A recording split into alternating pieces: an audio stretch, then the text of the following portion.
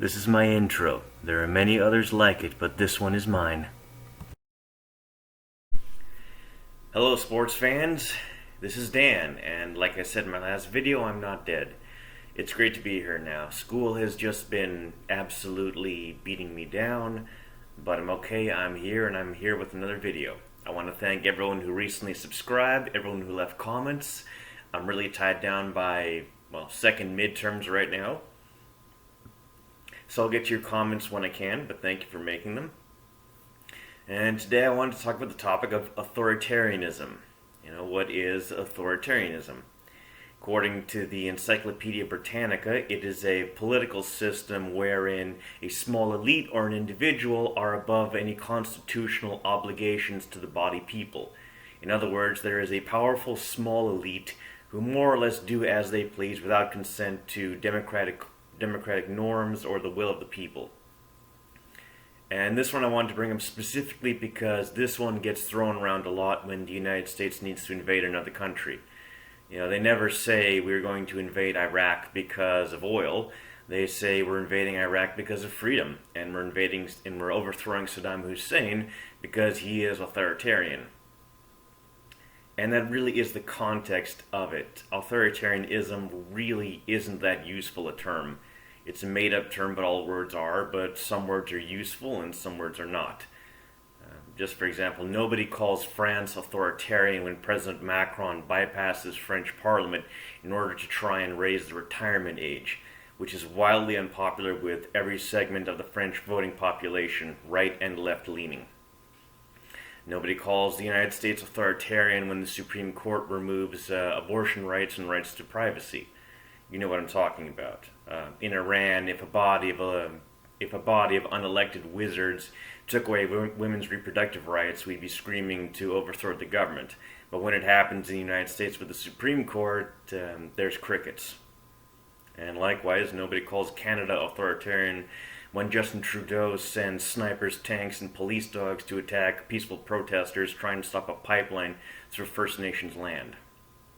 Now, my anarchist friends will rightly say that all states are authoritarian. That's literally what the state is since the Treaty of Westphalia.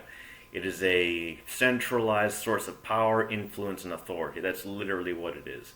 And we could have that conversation all day. I'm open to having it.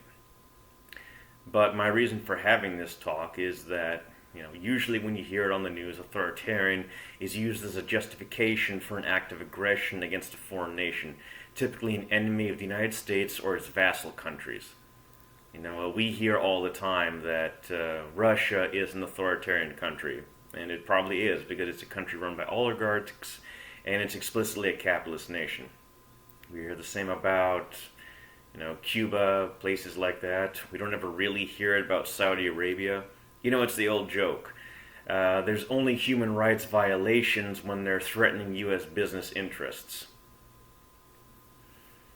So I did just want to try and bring that up in this case because, I see it all over again like clockwork. The same people who sold us, the same people who told us about bringing freedom to the Middle East are the same people who are running the media and the government during the current wars in Ukraine, who are calling for war with China, who are calling for regime change in Russia.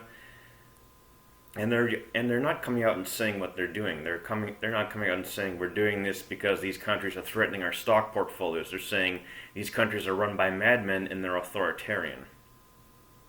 Now, I speak to a Western audience. I'm from a Western country, Canada, so I really want people to think about this. It's easy to cast authoritarianism as something that's foreign and far away, but if we do want to take the term seriously for a moment, if we want to apply it, we can really find evidence of authoritarianism in our own countries. And I do want to call attention to that and have people oppose that. You can, like I said, join an organization, unionize your workplace. In France, people are fighting it. Unions are joining forces with social movements, women's rights, immigrants' rights, women's rights, and they're opposing a tyrannical government trying to raise the retirement age against people's consent. There's a bit of a meme about that from Pawn Stars. Macron says, I want to raise the retirement age by 2 years, and the people of France say, the best we can do is burn down Paris. So for legal reasons, I'm not literally calling people to burn down cities, but it might be worth a look at the French model of how to oppose authoritarianism, because the French government is probably close to what we have here in the West. So thanks for listening to me here. Thank you for listening to my somewhat rambly video. Please remember to like and subscribe, and I will see you next time. I can't guarantee when I'll upload again, but I will. The good thing about being a hobby YouTuber is that I don't have to worry about monetization like a professional YouTuber, because honestly I just have too much on my plate. So thanks a lot. Have a great day. I'll have a few links in the bio for food for thought. And you have a great one. Take care. This is my outro. There are many others like it, but this one is mine.